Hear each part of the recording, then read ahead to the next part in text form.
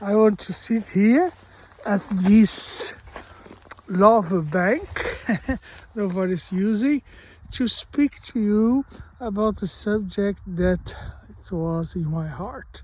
That's a little bit of my love, of passion, sustainability in life science.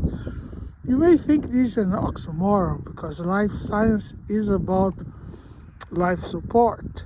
And how came that life support, the most important point in sustainability for us humans, would be unsustainable?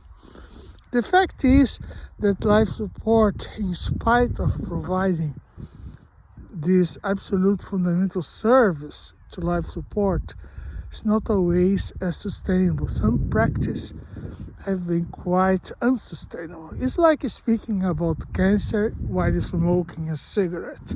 This is a contradiction in terms.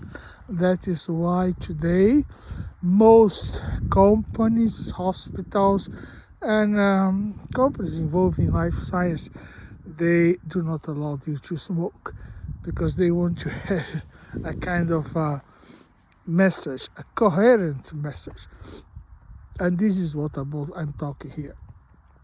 In the labs, there are many practices that are unsustainable, and we have to define sustainability in the form of carbon dioxide emissions. Now, carbon dioxide is directly associated with the increase of the temperature, and there is no doubt about that. And of course, this increase in temperature is one of the boundaries, planetary boundaries, that may and are already hurt to us badly. So we all need to do something. So how can we in life science be sustainable? There are many processes, like the chemicals that we use, that are of fossil origin, and we can always look how substitute, if it's possible, for green chemicals. So there are much work being done by the chemical industry in this sense. How can we substitute fossil chemicals by plant-based, grow your own chemicals, plant-based chemicals? This is one strong field, and it is evolving. But besides this, there is a problem. The laboratory work that we do today is heavily based on plastics. In fact, I would say the whole philosophy, how we do science today, is a consequence of our introduction of plastics. I remember in the 70s when I studied chemistry and biology here in Lund in Sweden. It was not like that. In fact, we start our course in the Chemical Center in Lund by learning how to blow glasses, because all the technology was based on glasses. Just after I started, a German company, I can give their name, Eppendorf, they invented a micro tube, reducing the amount of reactions by thousands. Because we used to use those 10 milliliter tubes, and now we are doing reactions with 100 microliters. This very strong reduction is already a step into sustainability, because it makes the amount of chemicals we use has reduced, but also allowed us to do a lot more experiments.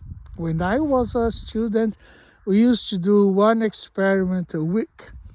Any student today will do 10,000 experiments per week. It's quite different. And the reason for that is that plastics, after the introduction of these tubes, they introduced the micro titer plate with 96 wells, and then with 96 and 1,028 wells, and today we have 9,600 wells, and each well is a tube. A very small and teeny tube, but you can make reactions in that scale.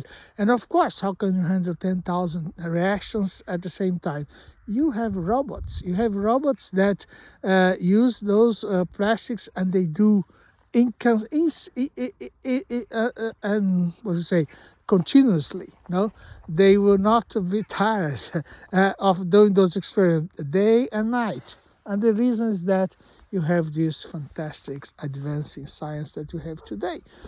We are approaching major problems like cancer, like infectious disease, by this way. And this is important because this is life support.